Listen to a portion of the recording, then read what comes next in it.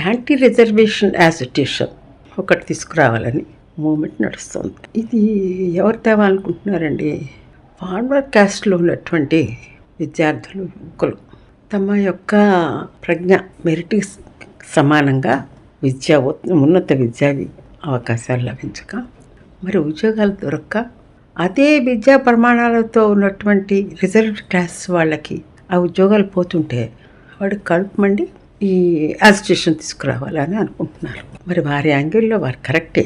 అయితే నేను ఈ సమస్యను పరిశీలించే ముందు మీకు ఒక ఉదాహరణ కథ చెప్తాను. ఒక రాజ్యం ఉందనుకోండి.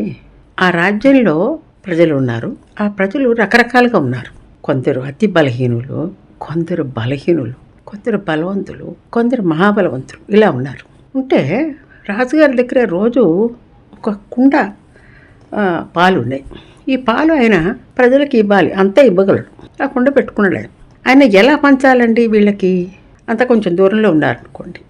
సపోజ్ మీరు తలో కప్పు ఇస్తానండి, మీరు ఎవరు తొందరగా వస్తే వాళ్ళు తీసుకోవచ్చు, ఓహో కప్పు అన్నాడు అనుకోండి. ఈ కుండలో పాలు అన్నీ వాళ్ళకి సరిపోవు.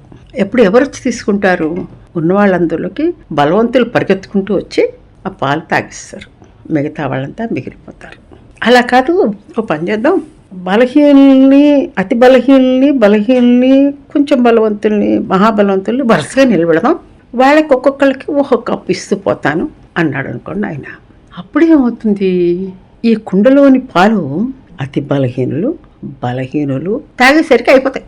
బలవంతులకి, మహాబలవంతులు కానీ వాళ్ళకు కూడా పాలు అవసరం.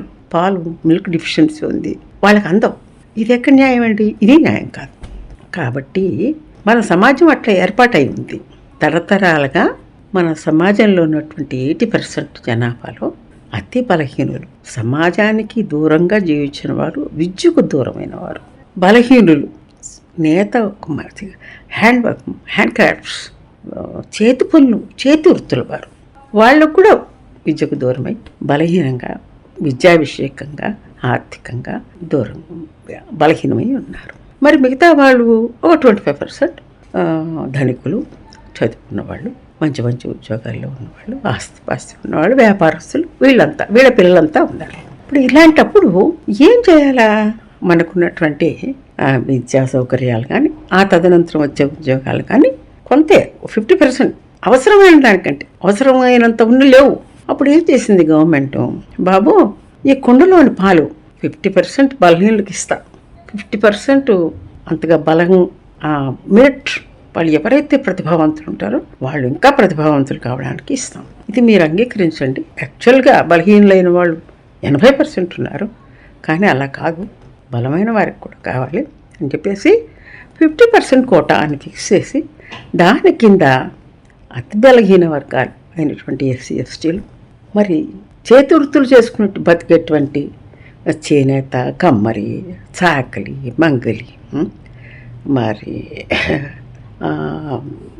ఈతగాళ్ళు, చేపలు పట్టేవారు, వీళ్ళకి విద్యా సౌకర్యం వేల సంవత్సరాలుగా నిరీకరింపబడింది కనుక వాళ్ళు అన్ని విధాల ఆర్థికంగా, సాంఘికంగా, సామాజికంగా వెనుకబడి ఉన్నారు కనుక వాళ్ళకి ఈ 50% ఇస్తాం అని నిర్ణయం చేసింది. ఇదండి ఇప్పుడు అమల్లో ఉన్నటువంటి రిజర్వేషన్ పాలసీ. ఈ సామాజిక న్యాయాన్ని, సామాజిక, ఆర్థిక, రాజకీయపరమైనటువంటి ఈ న్యాయాన్ని మీరు ఎలా కాదని, మేము విద్యార్థులే ఒక వర్గం వారు, మాకే రావాలి, పోవాలిది అని ఎలా అస్టేట్ చేస్తారండి? అట్లా కాదమ్మా, మనీ బేస్డ్, అంటే ఎవరికైతే ఆదాయం తక్కువ ఉందో వాళ్ళని ఇవ్వండి, ఆదాయం ఎక్కువ ఉన్న వాళ్ళకి తర్వాత ఇవ్వండి అని ఇట్లా అనుకుందాం. అలా బలహీనత, బలం అనేది అట్లా నిర్ణయిస్తే మన సమాజంలో కనుక నిలబెడితే అతి ఆర్థికంగా అతి బలహీన వర్గాలు, బలహీన వర్గాలు, కొంచెం బలమైన వర్గాలు, అతి బలమైన వర్గాలు అని కనుక నిలబెడితే అందులో వరుసగా వచ్చేది మళ్ళా మీకు ఈ కుల ప్రాతిపదికపైన అణిచివేయబడినటువంటి, కొన్ని వేల సంవత్సరాలుగా అణిచివేయబడ్డటువంటి ఎస్సీలు, ఎస్టీలు, బీసీలు మీకు 80% కనిపిస్తారు. అందువల్ల ఒకసారి ఏదైనా యాజిటేషన్ చేయాలి అనుకునే ముందు కొంచెం ఆలోచించుకొని చేయడం మంచిది. నమస్కారం.